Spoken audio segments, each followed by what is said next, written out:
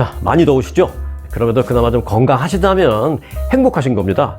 자, 이 더위에요, 녹아내린 분도 계십니다. 네, 잠시 후에 전해드리겠고요. 자, 오늘 먼저 키워드입니다. 첫 번째 키워드, 방금 전에 제가 말씀드린 그겁니다. 링컨 대통령 동상을 녹여버린 폭염. 첫 번째 키워드고요. 두 번째, 한국 리튬 배터리 공장 화재 31명 사상, 외신 일제히 비판입니다.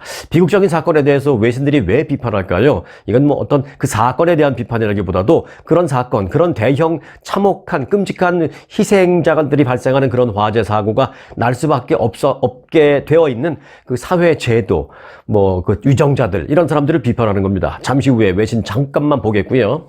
자, 그리고 다음 키워드는 헌터 바이든 변호사 자격 정지. 미국의 현직 대통령 아들이 변호사 자격 정지됐어요. 자, 그리고 LA에서 물건 사기 너무 무섭다. 그리고 내 집 장만은 이제 그림의 떡. 또 아마존 대규모 할인 행사 다음 달에 있다 등입니다. 그리고 이제 마지막으로 미국에서 죄 짓고 한국으로 튄 한인 다시 미국으로 송환이라는 키워드도 있습니다. 자, 바로 가겠습니다. 링컨 대통령 동상을 녹여버린 폭염입니다. 자, 지금 뭐 미국 전반적으로 다 더워요. 다 더운데 특히 이제 평소에 예년 같으면 이렇게까지 덥지 않은 약간 북쪽이면서 동쪽, 소위 이제 북동부 지역, 여기도 지금 엄청나게 덥거든요. 예년에는 그렇게 덥지 않아요. 뭐 텍사스가 뭐는 또는 남가주 지역이 덥다 그러면은 뭐 그럴 수 있나 보다 한데, 일반적으로 여름에도 그렇게까지 덥지 않은 이 북동부 지역을 지금 폭염이 강타했습니다. 그래서 그 지역에는 한 그 초등학교에 올해 초에 설치된 그 링컨 전 대통령의 밀랍 조형물이 눈사람처럼 녹아내렸습니다. 이게 상상도 못하는 일이 거기서 발생한 겁니다. 워싱턴 DC 게리슨 초등학교 교정에는요, 올해 2월 의자에 걸터 앉은 링컨의 모습을 묘사한 높이 6피트짜리의 그 밀랍 조형물이 설치됐습니다. 그래서 학생들도 선생님들도 학부모도 많이 좋아했어요.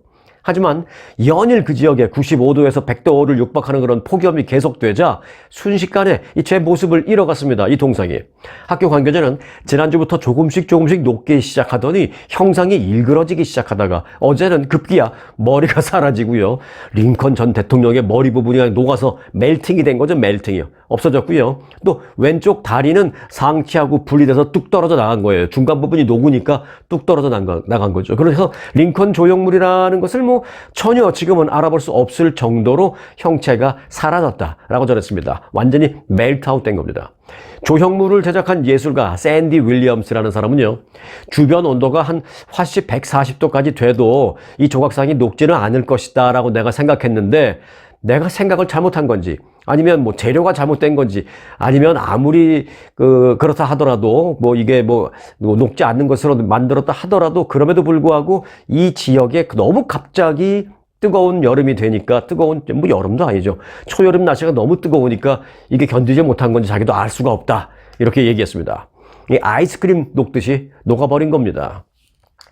해당 조형물의 설치를 지원했다라는 현지의 한 그 비영리 단체는 시간이 지나면서 자연스럽게 이 밀랍 조형물의 형상이 변화되는 것을 뭐 예상은 했지만, 뭐 세월이 흐름에 따라서 좀 변화될 수는 있다라고 생각을 했지만, 이처럼 세운 지 몇 달 안 돼서 바로 첫 번째 맞은 여름에 이렇게 한 방에 녹아버릴지는 예상치 못했다라면서 이건 정말 너무 심한 폭염이다 라고 이제 말을 했습니다. 최근 미국의 그 북동부 지역, 그리고 이제 또 중서부 지역 등에서는 열돔 현상으로 인해서 기록적인 폭염이 지금 이어지고 있습니다. 기상청은요, 미국 전역에서 지금 폭염 경보하에 있는 사람들이 약 한 1,500만 명, 그리고 폭염주의보, 이제 가장 센 게 경보, 그 다음 밑에 단계가 이제 주의보잖아요. 폭염주의보 영향권에 있는 사람들이 약 9천만 명에서 1억 명 정도 된다라고 얘기하고 있습니다. 그러니까 전 미국에서 3분의 1 정도, 그 정도가 지금 폭염의 주의보나 경보 하에 놓여져 있는 겁니다. 그래서 온열 질환 환자도 지금 많이 생긴 것으로 알려졌습니다. 특히 이제 워싱턴 DC를 포함한 미국의 그 북동부 지역은요, 위도가 비교적 조금 높기 때문에 녹지 비중도 많고, 그런 덕분에 이제 그동안 이제 극심한 더위는 상대적으로 좀 덜 겪었습니다만은, 올해는 기온이 갑자기 치솟으면서 주민들이 이제 깜짝 놀라면서 큰 고통을 겪고 있는 그런 남다른 상황이다라고 전하고 있습니다. 뉴햄프셔주, 맨체스터 등 미국의 그 동북부 일부 지역에서는요, 기온이 예년 이맘때보다 어느 정도 높으냐, 예년 이맘때보다 한 20도 이상 기온이 높이 올라가 있는 상태다라고 전했습니다. 그러니까 그쪽 지역은 여름이라 하더라도 뭐 완전 여름 말고 지금 6월달 한 초여름 정도 되면 보통 한 75도에서 조금 덥다 오늘은 하면은 80도가 좀 넘어가는 그런 정도인데, 지금 뭐 연일 95도, 100도 치고 있으니까 상상을 뭐 웃도는 그런 폭염입니다. 그런데 이제 폭염에 시달리는 나라는요, 사실 미국뿐만이 아닙니다. 유럽과 중동, 그리고 아프리카, 심지어 아시아나 한국 등 지구촌 곳곳에서 이 기록적인 초여름 더위로 인한 피해가 잇따르고 있습니다. 뿐만 아니라 이제 일부 지역에서는요, 더위는 더위지만 그 외에 중간중간 갑자기 비가 내리면서 홍수도 나타나고, 그러다가 갑자기 또 뭐 이만한 우박이 쏟아지고, 정말 예측하기 힘든 이상기후가 곳곳에서 나타나고 있는 그런 상황이다라는 말씀을 드립니다. 다음 키워드입니다. 한국 리튬 배터리 공장 화재 31명 사상. 사상이라는 거는 사망자와 부상자를 합친 겁니다. 31명 사상인데 마지막 붙이는 말이 중요합니다. 포인트가 이겁니다. 외신들 일제히 비판입니다. 자, 31명의 사상자를 낸 경기도 화성의 리튬 배터리 제조업체 아리셀이라는 공장의 화재. 이제 31명의 사상자인데 23명이 정말 안타깝게, 그리고 정말 끔찍한 사체로 발견이 됐어요. 23명이 돌아가셨고, 그리고 이제 8명이 부상자입니다. 그래서 이제 31명의 사상자인데, 마지막으로 수습된 시신 한 구는 그동안에 실종자로 분류됐던 그런 한국인인 것으로 확인됐습니다. 왜 한국인이라는 말이 왜 필요해? 한국에서 난 사건인데, 지금 이제 대부분 돌아가신 분들이 국적은 중국 분이세요. 그리고 조금 더 구체적으로 본다면 조선족이십니다. 한국말은 잘 하시죠. 그러나 이제 연변에 사실은 이제 조선족 분들이 많이 오셔서 험한 일들을 많이 하시다가 갑자기 그렇게 안타깝게 돌아가신 겁니다. 자, 사고수사본부는 그동안 생사 유무가 확인되지 않았던 이 마지막 실종자 한 명의 시신을 발견했다라며, 사망자는 40대 내국인, 즉 한국인으로 지문을 통해서 신원이 확인됐다고 밝혔습니다. 자, 사망자 23명 가운데 신원이 확인된 것은 처음 발견된 50대 B씨, 그 다음에 40대 CC에 이어서 요분이 세 번째입니다. 아니, 그런데 23명씩이나 돌아가셨다는데 왜 신원 확인이 그렇게 3명밖에 안 돼? 라고 생각하실 수 있습니다만은, 일단 그래도 신원이 확인된 이분들은 모두 한국인입니다. 내국인. 그래서 이제 지문으로 바로바로 신원이 확인됐습니다. 문제는 이제 동포들입니다. 또는 외국인입니다. 지금 이제 발견된 그 사망자의 사체가요, 말씀드리기 끔찍한데 그 훼손 정도가 너무 심해서, 그러니까 불에 너무 심하게 너무 많이 타버려서 이게 뭐 외형적으로 누군지 도저히 알 수가 없다는 것이죠. 그러니까 유가족들은 나는 내 딸이 이렇게 목걸이를 걸고 있다, 그리고 우리 가족들은 다 그 목걸이를 걸고 있기 때문에 그 목걸이를 확인하면 내 딸인지 알 수 있으니까 빨리 확인하게 나를 확인시켜줘, 계속 울부짖고 계십니다만은 정부에서 그렇게까지 확인을 못 시켜드리고 있습니다. 왜? 어느 사체는 보면 목걸이가 있을 수도 있죠. 아니면 그 목걸이도 이미 녹아내렸을 수도 있지만, 목걸이가 녹지 않고 다행히 있다 하더라도 그 사체를, 그 심하게 타버린 사체를 가족에게 도저히 보여드릴 수가 없는 겁니다. 그래서 이제 지문이나 이런 걸로 이제 확인을 하려고 하는데, 문제는 조선족이나 또는 외국, 라오스, 베트남 이런 데서 오신 분들이 이제 지문 등록 같은 게 안 돼 있는 분들이 많아요. 그래서 좀 대조가 힘든다는 것이죠. 그러니까 지금은 너무나 사체 훼손이 심해서 지문은 그래도 상당히 좀 어느 정도 남아 있다고 합니다. 그래서 내국인들은 지문 찍은 데가 바로 나왔고 신원이. 근데 외국인들은 사체가 심해도 지문은 되니까 지문을 찍어봤더니 이게 조회가 안 되는 겁니다. 등록 안 되신 분들이 많아서. 그래서 이제 한국인 외에 외국에서 오신 분들은 이제 동남아시아나 조선족 이런 분들은 지금 신원 확인조차 못하고 있는 그런 안타까운 상황입니다. 유가족들은 현장 밖에서 계속 울부짖고 있고 그런 상황이 지금 지속되고 있는 것입니다. 자, 화성, 경기도 화성이라는 곳에 있는 리튬 배터리 제조 공장인데요. 여기서 발생한 화재와 관련해서 이제 외신들의 보도를 잠깐 좀 보겠습니다. 결론부터 말씀드리면 외신들의 비판적인 보도가 지금 잇따르고 있습니다. 특히 이제 그 리튬 배터리에 대해서 미국은 일찌감치 그 위험성을 알고 여러 가지 규제 조치를 취하고 있지만 한국인 그러지 않았다라는 것. 또 하나는 이제 그 외국인 노동자들에게 한국에서 너무 이런 그 험한 일들을 다 그 외국인 노동자들에게만 시키면서 그 이주 노동자들에 대한 처우라든지 안전 조치라든지 뭐 이런 거는 제대로 하지도 못하고 있으면서 험한 일만 시키고 있는 그런 사회적인 분위기. 이렇게 두 가지를 외신들이 좀 비판하고 있는 그런 상황입니다. 이제 이건 미국에서 좀 해드리고 싶은 말이 있어서 이 부분을 제가 좀 말씀드리려고 합니다.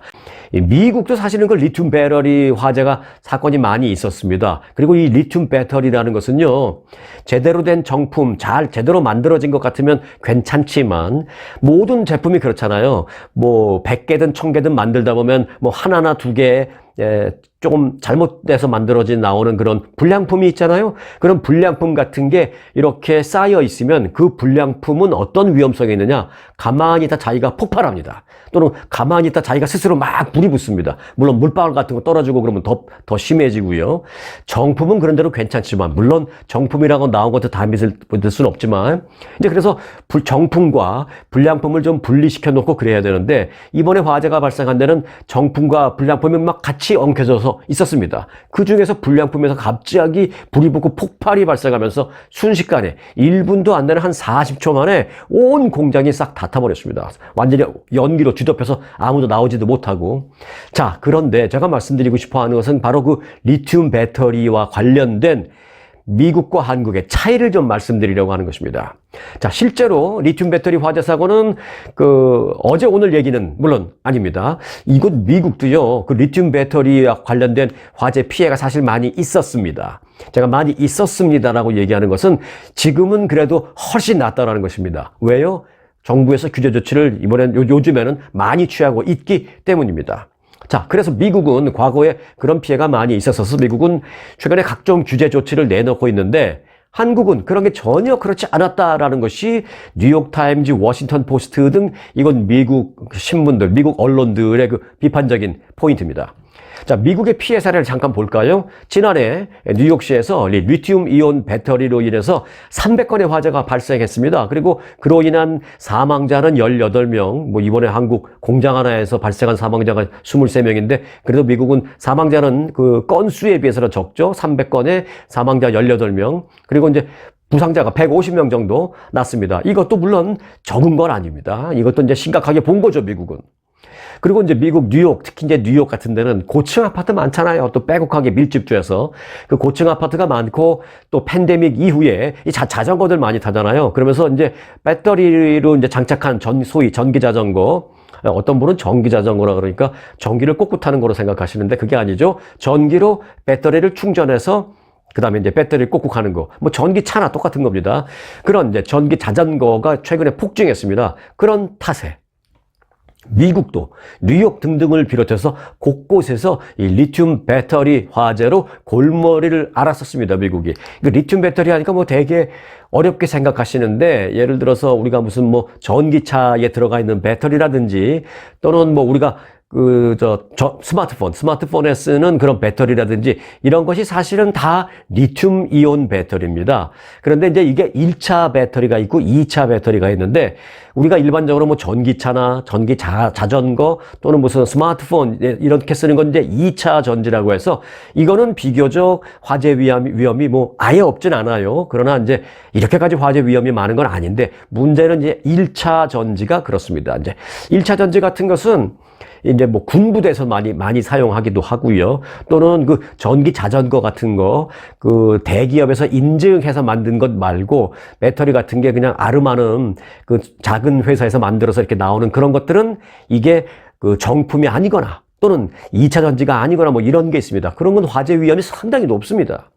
그렇게 대기업이 운영하는 전기 자동차와는 달리 전기 자전거나, 그러니까 뭐 좀 싼 전기 자전거 같은 거는 뭐 어느 회사에서 만든 건지도 알 수도 없는 그런 것들 있잖아요. 그리고 이제 스쿠터도 그냥 뭐 여기저기서 막 싸게 살 수 있는데, 이게 뭐 어느 회사에서 만든 건지 알고 사는 것도 아니고 그냥 막 타고 다닙니다. 그런 거, 전기 자전거, 전기 스쿠터 이런 것에 들어가 있는 그 배터리, 제조사가 불분명하고, 또 배터리만 그냥 다 갈아 끼우면 그런 사례가 있는 그런 경우가 있는 그런 배터리들, 이런 게 화재가 날 위험성이 많다는 거죠. 실제로 그리고 미국에서 전기 자전거나 이 스쿠터가 가만히 놔두고 있는데 자기 혼자서 파파파파팍 하더니 펑 터지기도 하는 사례가 적지 않이 있었습니다. 실제로 미국도요.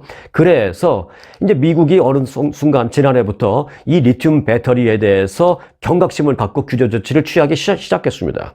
뉴욕의 대형 그 아파트들은 예를 들어서 그 리튬 배터리가 장착된 전기 자전거 이런 거를 집 안에 갖고 들어가지 못하게 했습니다. 뉴욕에 뭐 19층, 20층짜리 아파트에 있는데 뉴요커들 자전거 타고 다니다가 자전거 끌고 엘리베이터 타고 쭉 올라가서 자기 집에 다 갖다 놓고, 영화에 보면 그러잖아요. 아, 멋있어 보이죠. 또 운동 좋아하고 좀 스포티해 보이고 젊은이 같아 보이기도 하고. 그런데 이제 그렇게 못한다는 겁니다. 갖고 올라가지 못하게 하는 것입니다. 왜? 거기서 갖고 놔두고 있다가 본인은 그냥 놔두고 어디 밖에 나가서 출근해서 일 보고 있는데 자기 혼자 폭발하고 자기 혼자 화재가 날 수 있고, 그러다 보면 그 고층 아파트 전체가 화재 휩싸일 수 있고 해서 뉴욕의 이제 고층 아파트에서 이런 전기 자전거를 집에 갖고 올라가서 보관하지 못하도록 전면 금지하는 그런 규정이 만들어졌습니다. 뿐만 아니라 뉴욕시 롱아일랜드 시티에 있는 그 54층 아파트는 지난달 이 전기 자전거를 아예 입주민들에게 금지시켰습니다. 경고문까지 보냈어요. 우리 아파트에서는 절대로 전기 자전거를 탈 수 없습니다 라고 아예 전면 금지시켜버린 그런 아파트들도 있습니다. 물론 이제 좀 컴플레인 하시는 입주민들도 있겠지만, 그런 사람들에게는 정 그러면 그냥 일반 자전거 타세요. 옛날부터 페달 달리는 거 운동하려고 그냥 운동 삼아서 그거 타세요. 우리 아파트에서는 절대로 이 배터리 넣는 자전거는 안 됩니다 하고 강력하게 금지시켜버렸습니다. 이게 다 그런 규제 조치를 선제적으로 취한 미국의 좋은 선례입니다. 좋은 예. 리튬 배터리의 그 화재 위험성을 미국은 이미 작년부터 인식하고 각 지방정부 차원에서 규제가 시작됐습니다만은 한국에서는 전혀 그런 규제 조치가 지금 없습니다. 그래서 치명적인 화재가 발생했다라는 말씀을 드릴 수밖에 없고, 외신이 그 부분을 비판적으로 지적하고 있다라는 말씀을 드립니다. 이 리튬 배터리에 대한 규제 조치, 한국도 좀 서둘러서 시행해야 하는데 뭐 시간이 없으니까 빨리 해야지 뭐 이런 거를 몇 년씩 뭐 논의하고 몇 년씩 연구하고 해서 만들고 그럴 필요가 어딨어요. 그러다가 또 사고 나는데 시간이 많이 없으니까 한국이 좀 이곳 미국의 예를 좀 보고 뭐 베껴가기라도 했으면 좋겠다, 그런 생각이 들어서 이 내용을 전해드렸습니다. 다음 키워드입니다. 헌터 바이든 변호사 자격 정지입니다. 한마디로 말하면 미국의 현직 대통령 아들이 변호사 자격을 정지당한 겁니다. 바이든 대통령의 차남 헌터 바이든의 그 변호사 자격이 정지됐다라는 소식인데요.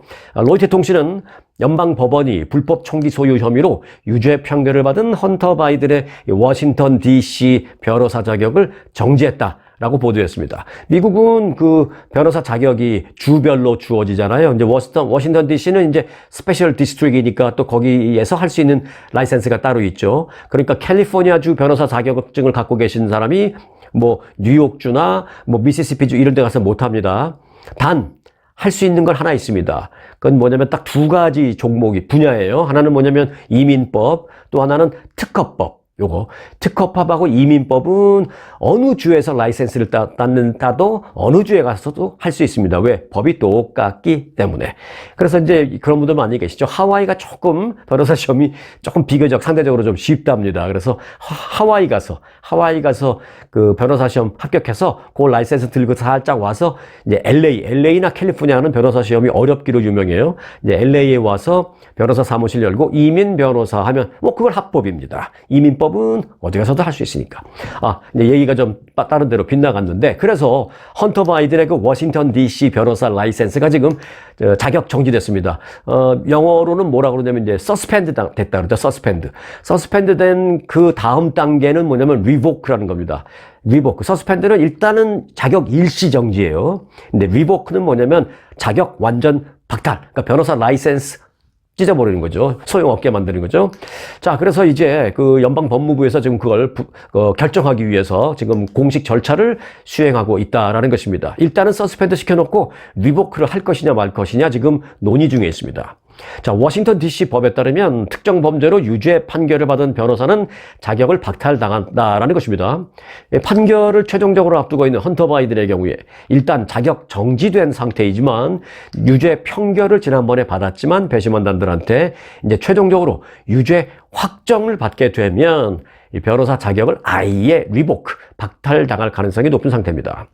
앞서 아시다시피 델라웨어주의 윌밍턴 연방법원 배심원단이 이 헌터 바이든이 마약 중독자라는 사실을 숨기고 권총을 불법적으로 소지, 또 불법적으로 구매한 혐의 등에 대해서 모두 유죄 판결을 내린 바 있죠. 그래서 이제 바이든 대통령은 그 문제와 관련해서 뭐 어떤 판결이 나오든지 간에 나는 인정하겠다라면서 대통령으로서 그의 아들에 대한 뭐 사면 가능성을 물어보는 사람들에 대해서 나는 사면하지 않을 것이다. 뭐 이런 입장을 밝힌 바 있습니다. 자, 헌터 바이든은 탈세 혐의로도 현재 기소된 상태거든요. 참 각종 중범죄 다 갖고 있어요. 그 헌터 바이든. 참 바이든 대통령으로서는 정말 이게 발목을 잡습니다. 정말 유일하게 발목을 잡는 게 이 둘째 아들이에요. 자, 그래서 이제 LA에서 이 탈세 혐의와 관련된 재판은 9월 달에 LA에서 또 재판이 시작됩니다. 이 부분도 참 바이든 대통령으로서는 참 아픈 부분일 겁니다. 다음 키워드입니다. LA에서 물건 사기 무섭다입니다.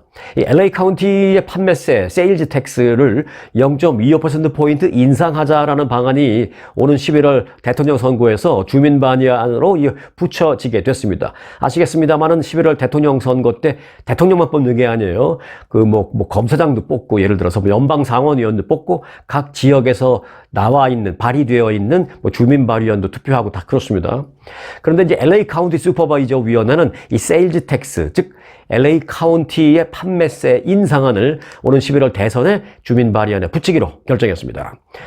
지난 2017년에 LA 카운티에서는 그 홈리스 구제기금 마련을 위해서 세일즈 텍스를 0.25%포인트 한정적으로 인상하는 그 주민 발의안 H가 통과된 바 있습니다. 그래서 이제 지금 시행 중인데, 이는 이제 한시적인 조치로 오는 2027년, 앞으로 3년 남았죠? 2027년에까지, 그러니까 그때 만료될 예정입니다. 따라서 이제 오는 11월 대선에 붙여질 그 주민 발의안은 발의안 H를 폐기하고 대신 새로운 인상안을 통과시킨다라는 것입니다.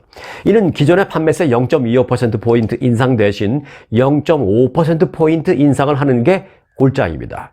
또 이제 이번에 붙여지는 세일즈 텍스 인상안은 언제까지다 그런 한시적이 아니라 영구적인, 이번에 인상되면 끝까지 가는 걸로 그런 것입니다. 세일즈 텍스는 아시다시피 각 지역별로 다르게 적용되고 있죠. 세일즈 텍스가 비싼 대도시는 아무래도 비싸고, 조금 조용한 시골 가면 조금 세일즈 텍스 비율이 좀 낮고 그렇죠. 자, 근데 현재 LA 카운티의 세일즈 텍스는 얼마냐? 9.5%입니다. 그러니까 거의 10%에 육박하는데, 10,000불짜리 사면 1,000불 가깝게 950불을 텍스로 내야 되는 거예요. 자, 이에 따라서 이번 주민 발의안이 11월에 만일 통과가 되면 LA 카운티의 세일즈 텍스는 10%를 육박하게 됩니다. 참고로 이제 오렌지 카운티, LA 바로 붙어 있죠. 한인들도 굉장히 많이 사시는, 요즘 더 많이 사시는 것 같던데, 오렌지 카운티의 세일즈 텍스는 LA보다 많이 쌉니다. 현재 7.75%입니다. 자, 그래서 비교를 한번 해볼까요? 이제 만일 50,000불짜리 차량을 산다라고 쳤을 때 LA 카운티에서 사면 4,750불의 세금을 내야 하지만 오렌지 카운티에서 사면 3,875불만 내면 됩니다. 거의 900불 이상, 1,000불 가까이 차이가 나죠. 50,000불 정도 차를 산다고 전제했을 때. 그래서 그런 차이가 있다. 그래서 일부러 어떤 사람들은 이렇게 좀 비싼 거 살 때 세일즈 텍스 좀 싼 데 가서 사고 그런 분들도 계십니다. 1,200불짜리는 큰 차이 없겠습니다만 몇천 불, 몇만 불짜리는 카운티만 넘어가서, 카운티만 좀 건너가서 그쪽에서 사서 갖고 오면 훨씬 싸니까 그런 걸 이용하시는 분도 많이 있습니다. 다음 키워드입니다. 아마존 대규모 할인 행사 다음 달에입니다. 세계 최대 전자상거래 업체 아마존은 다음 달 16일하고 17일 이틀 동안, 자, 잘 외워놓으세요. 다음 달 16, 17입니다. 대규모 온라인 할인 행사인, 잘 아시는 프라임데이를 개최한다라고 밝혔습니다. 아마존은 이전처럼 이번 프라임데이 행사에서도 수백만 건의 할인 혜택을 제공하겠다라고 밝혔습니다. 또 행사 기간 이틀 동안에는 특정 시간대에는 5분마다 한 번씩 갑자기 팝업 되듯이 새로운 할인 혜택이 스페셜로 제공될 예정이다라고 설명했습니다. 재미있겠죠. 근데 그거는 미리 예고되는 게 아니라 이렇게 막 나오는 거예요. 자, 지난 2015년에 이 아마존 프라임 데이가 처음 시작됐는데, 그래서 이제 이번 행사는 올해 10회째를 맞습니다. 자, 프라임 데이는 다 해당되는 건 아니에요. 누구나 가서 이걸 이용할 수 있는 건 아니고요. 연회비 $139를 내는 아마존 프라임 멤버만 이용할 수 있습니다. 그래서 프라임 데이입니다. 이번 프라임 데이의 가장 주력 품목은 뭐냐? 뭐 수백만 건이니까 사실은 대부분이 해당되는데, 그 중에서도 세일 폭도 크고 또 세일 종류도 좀 다양하고, 그런 거를 크게 본다면은 이제 가정 필수품, 그리고 의류 중에서도 이제 여성 의류, 이게 이제 이런 것이 중점 품목입니다. 사전에 제가 정보를 좀 서치해 봤더니, 뭐 예를 들면 뭐 이런 게 있어요. 린넨 제품 의류, 뭐 이런 것들을 많이 싸게 팔고, 그래서 린넨 제품 의류나 또 가정 필수품 이런 것은 특별한 경우에 최대 73%까지 세일하는 종목도, 그런 품목도 있는 걸 제가 봤습니다. 정말 이건 좋은 기회가 되기도 하죠. 예를 들어서 뭐 제가 70% 세일하는 것까지는 지금 당장은 아직은 없던데, 50% 이상 세일하는 것으로 나와 있는 그 사전 정보는 제가 여러 개 지금 입수를 했습니다. 몇 가지만 예를 들어 드릴게요. 자, 이 키친에이드라고 이제 뭐 부엌 용품 같은 거 유명하잖아요. 키친에이드의 제품 같은 경우에는 뭐 평소 $200 하던 게 $100, 또 뭐 평소 $50 하던 게 $25, 뭐 이런 식이고요. 또 뭐 한 $20 정도 되던 것들은 모두 10불 아래, 9불, 8불 막 이렇게 판매될 예정이라고 발표를 했습니다. 또한 그 여성용 정장 자켓, 블레이저라고 부르죠. 그 라퀸타에서 나온 라퀸타 블레이저. 이게 이제 하나 예를 들면 뭐 하나에 71불짜리가 있는데, 요게 지금은 71불이에요. 그런데 다음 달 16일 되면은 49불로 떨어져서 판매될 예정이라고 합니다. 그리고 이제 문 앞에다 다는 비디오, 도어벨, 띵동. 우리 한국 드라마 보면 띵동 하면 다 보이잖아요. 미국도 뭐 요즘 많지만 그 비디오, 도어벨 평소에 100불짜리 하던 것을 이제 100불짜리 하던 것을 그날 50불에 팝니다. 59불, 49불 99. 그리고 이제 유명한 큐리그사의 커피 메이커 하면 이제 큐리그가 유명하잖아요. 근데 거기서 큰 것도 큰 거지만 이제 딱 한 잔씩만 만드는 거였어요. 그걸 이제 싱글 서브라고 하는데, 싱글 서브 큐리그 커피 메이커 역시 지금 100불입니다. 그런데 7월 16일, 다음 달 16일 되면 50불에 판매될 예정이라고 이미 공시가 되어 있습니다. 혹시 필요하신 게 있어서 아마존으로 사시려던 분들은요, 조금만 기다릴 수 있다면 다음 달 16일까지 좀 기다렸다가 그날 사시기 바라겠습니다. 다음 키워드입니다. 내 집 장만은 이제 그림의 떡입니다. 사실 이거는 뭐 미 전국적인 추세이긴 합니다만은, 이게 대도시일수록 더 심하고, 이제 제가 예를 남가주 지역, LA를 중심으로 한 남가주 지역을 이제 예를 들어 드릴 텐데요. 한번 들어보시기 바라겠습니다. 자, LA 메트로 지역, 그러니까 LA 광역 지역을 봤을 때 주택 가격이 지금 사상 최고치 경신을 거듭하고 있습니다. 자, 이런 가운데 이 지역에 거주하는 중위 소득자가 주택을 구입하기 위해서는 무려 다운 페이먼트를 80%를 해야만 월 모기지 페이먼트를 제대로 낼 수 있다, 제대로 갚아나갈 수 있다라는 사실 좀 충격적인 결과가 발표되었습니다. 자, Zillow.com에 따르면 LA 지역의 중간 가격 주택 약 $96만 2천 지금 LA 그 인근 지역으로 봤을 때 평균 주택 가격이 $96만 2천 지금 뭐 외곽 지역에서 보시는 분들은 와, 뭐야? 96만 불? 야, 여기는 한 60만 불만 주면은 막 그 성 같은 집 사고 그런데 무슨 96만 불이면 완전히 여기서는 최고급 주택인데 라고 생각하실 수도 있지만, 뭐 지역에 따라 다른 건 당연하니까요. 여하튼 LA를 중심으로 한 이 광역 지역에는 지금 평균 가격이 $96만 2천. 자, 그래서 그 평균 가격을 보고 계산을 해보겠다는 겁니다. $96만 2천 주택을 사려면, 그리고 이제 어떤 사람이 사려면 이제 중간 소득을 갖고 있는 사람들, 중간 소득자들의 월 수입을 갖고 계산을 해본 겁니다. 그랬더니 집값의 81%에 달하는 $78만 다운페이 해야 그 다음에 나머지를 모기지 페이먼트를 할 수 있다라는 것입니다. 그건 중간 소득자니까 한 달에 낼 수 있는 게 한계가 있잖아요. 그 한 달에 낼 수 있는 그 모기지 페이먼트가 얼마인데, 그러면 그 얼마만 그 이상을 안 내기 위해서는 그러면 다운페이를 얼마나 해야 되는 것이냐? 그게 81%를 그 다운페이를 해야 된다는 겁니다. 집값이 96만 2천 불이니까 한 78만 불 다운해야 되는 거예요. 갑자기 78만 불을 어떻게 구해요? 집 사기가 쉽지 않죠. 이를 근거로 이제 LA에 거주하는 중산층 주민이 월 소득의 한 10%를 저축해서 내가 나중에라도 집을 사야지, 그래갖고 중간 소득자가 이제 월 소득의 10%를 꼬박꼬박 저축한다고 쳤을 때 그 78만 불 다운페이를 만들기 위해서는 저축하면서 발생하는 이자까지 다 계산해도 36년이 걸립니다. 36년. 한 25살, 30살부터 시작해서 36년 걸려고 집 살라고 했더니 78만 불 모았더니 이제 뭐 60대 중반이 돼버린 거예요. 그런데 문제는 78만 불 모아서도 그때 가서 78만 불은 다운페이 해봐야 소용도 없는 뭐 이렇게 악순환이 되는 거죠. 결국 사실상 이제 내 집 마련의 꿈이 점점점 멀어져 가는 것이 아니냐. 정말 그림의 떡이 되는 것이 아니냐. 그런 생각입니다. 자, 그런가 하면요. 이런 부분은 사실은 미국만의 문제가 아닙니다. 한국도 특히 이제 앞서 이제 미국은 제가 대도시가 그렇다 그랬잖아요. 한국은 딱 한 군데만 그래요. 어디요? 서울이요. 한국에서는 이 높은 집값 때문에 서울에서 타 지역으로 이주하는 소위 탈서울 행렬이 들고 있습니다. 통계청 발표에 따르면 올해 첫 4개월 동안, 그러니까 1, 2, 3, 4월까지 거주지를 옮긴 인구는 총 234만 명으로 작년보다 갑자기 18만 명이 늘어났습니다.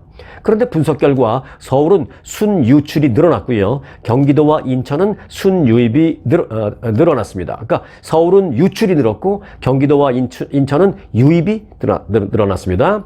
서울의 순유출 인구는 작년보다 무려 24%가 늘어났습니다. 그리고 경기도로의 순유입은 작년보다 8% 늘었고 특히 이제 인천으로 들어간 유입 인구는 작년보다 무려 25%가 증가했습니다. 근데 결국 서울의 그 서울의 주민들이 그 높은 집값, 그러니까 뭐 한국은 집을 사시는 분도 계시지만 뭐 전세로 사시는 분도 계시고 뭐 월세로 사시는 분도 계시지만 월세보다는 요즘은 전세, 아직도 그 전세 많이 하잖아요. 그러니까 집값이 높으면 당연히 뭐 전세값도 높을 수밖에 없겠죠. 뭐 상황에 따라 조금씩 다르긴 하지만 그래서 이제 높은 집값 그리고 높은 전세값을 견디지 못해서 그나마도 이제 수도권인 서울에 들어오기 쉬운 그런 뭐 경기도 하남, 경기도 뭐 남양주 뭐 예를 들어서 수원 뭐 이런 쪽으로 많이 들어간 거죠. 그 중에서도 이제 인천 같은 경우에는 경기도지만 인천 같은 것은 모든 이제 분류를 할 때 좀 따로 분류하는 경향이 있습니다. 그래서 경기도로도 한 14% 이상 늘어났고 유입이 특히 이제 인천으로 이사를 해 간 사람들이 25%로 더 늘어났다 작년보다. 그래서 결국은 통계청이 발표하기를 최근 들어 집값 때문에 탈서울을 하는 주민들이 꽤 늘어났다 이렇게 분석을 내놓았습니다. 자, 끝으로 이 한인사회 소식 몇 가지 좀 간추려 드리겠는데 좀 중요한 소식이니까 함께 해 주시기 바라겠습니다. 두 가지인데요. 간단하게. 자, 첫 번째는 미성년 양녀를 지속적으로 성폭행한 혐의를 받고 있는 미국 시민권자 한인이 한국으로 도피를 했다가 한국에서 체포돼 미국으로 다시 송환됐다라는 소식입니다. 잘 됐죠. 네. 한국 본부는 50대 미국 국적 한인 A씨를 미국으로 송환시켰다라고 밝혔습니다. 그럼 미국에서 이 미성년 양녀를 상대로, 그러니까 자기의 친자식은 아니지만 뭐 재혼을 누군가가 했는데 나와 재혼한 그 여성분의 자녀, 뭐 이러면 이제 양녀죠. 아니면은 뭐 입양을 했을 수도 있고요. 둘 중에 어느 건지 모르겠습니다. 그래서 미성년자 나이밖에 안 되는 그 양녀를 상대로 성범죄를 저질러서 성폭행 등 무려 16개의 성범죄 혐의로 수사를 받던 도중 한국으로 지난 2013년에 도망가 버린 거죠. 그 사람을 체포한 겁니다. 그래서 2013년 같은 해 메릴랜드 주 법원은요, 그쪽에서 발생한 일입니다. A씨에 대한 체포 영장을 발부하는 즉시 주한 미 대사관에 이 사실을 알렸습니다. 그러자 주한 미 대사관이 이 A씨의 미국 여권을 취소시켜 버렸습니다. 그러자 이제 여권이 만료될 거 아니에요, 어느 순간. 그러자 한국 법무부는 이 미국 여권이 취소돼서 효력을 발휘하지 못하니까 그 사람이 한국 내 체류 기간을 연장하지 못하는 상황이 되죠. 그래서 불법 체류로 한국에 계속 있던 그 A씨를 불법 체류 혐의로 일단 잡아들인 후에 미국에서 요청을 받는다라는 어떤 형식을 취해서 미국으로 그냥 추방시켜 미국으로 보내버렸습니다. 당신 미국 가서 재판받고 미국 가서 감방 생활해. 이런 거죠. 그래서 이제 이분이 이제 미국에 와서 재판을 받게 됐는데, 이분은 이제 한국에서 잡혀서 처벌을 받아도 한국에서 벌을 받기를 바랬지만, 그건 뭐 그 사람 생각이지만, 미국에서 죄를 저질렀는데 한국에서 그 비싼 밥 먹여가면서 할 이유가 없죠. 그렇지만 이제 이 사람이 걱정하는 건 미국의 교도소 가면 이건 뭐 나 죽었다잖아요. 그래서 어떻게든지 한국에서 좀 뭉개보려고 했는데 안 됐습니다. 미국으로 추방당했고 미국에서 범죄인 인도로 송환해서 데려와 버렸습니다. 그리고 이제 곧 재판을 시작해서 미국 교도소에 수감될 예정이다라는 소식 하나 전해드리고, 자, 그런가 하면요, 지난 4월 뉴욕을 방문한 그 50대 한 한인 남성이 지금 2달 넘게 그 지역에서 행방불명돼서 가족들이 지금 애타게 찾고 있다라는 소식도 있습니다. 자, 뉴욕 한인회에 따르면 1965년생인 윤성용 씨는 한국에서 지난 4월 3일 뉴욕을 방문했지만 2주가 지난 후부터 갑자기 연락이 두절됐습니다. 밖에 나갔는데 연락이 안 된 거예요. 윤성용 씨는 이후 6월 초까지 크레딧 카드 사용 흔적이 있었습니다만은 그 이후로는 어떤 활동도 확인이 되지 않고 있다라는 것입니다. 자, 윤성용 씨 누가 뭐 보신 분이 있거나 그러면은 좀 우리 전국적으로 우리가 좀 도와서 좀 찾아드려야 될 텐데, 윤성용 씨 키는 좀 작으시네요. 167cm. 그리고 체형은 좀 마른 체형이라고 합니다. 그리고 이제 목과 등이 살짝 좀 굽어 있는 그런 체형이라고 합니다. 자, 윤성용 씨의 조카인 윤성목 씨에 따르면 지난 19일 뉴욕 한인회관을 찾아가서 삼촌이 정신분열증을 앓고 있어서 가족들의 걱정이 이만저만이 아닙니다 라면서 삼촌을 목격했거나 관련 정보를 아시는 분은 좀 연락을 해 주시길 부탁드린다 라고 말했습니다. 그래서 뉴욕 한인회에서 지금 제보를 받고 있다라는 말씀입니다. 조속히 가족들을 만날 수 있기를 바라면서 저는 오늘 영상 여기서 마칩니다. 스토리가 있는 뉴스, 스토리 뉴스 마칩니다. 전문적인 리서치와 차별화된 접근 방법, 이경희 이민법 변호사, 투자이민의 EB5의 풍부한 경험에 이경희 변호사와 체계화된 멘토 시스템으로 철저히 교육받은 직원들이 여러분의 이민법 케이스를 도와드립니다. 이경희 변호사 사무실은 한 번 맡은 케이스는 끝까지 책임집니다. 항상 세밀하고 정확한 일처리로 고객분을 성심껏 도와드리겠습니다. 저희 사무실을 믿고 맡겨주시면 여러분의 케이스를 성공으로 이끌겠습니다. 투자이민 전문 이경희 이민법 변호사,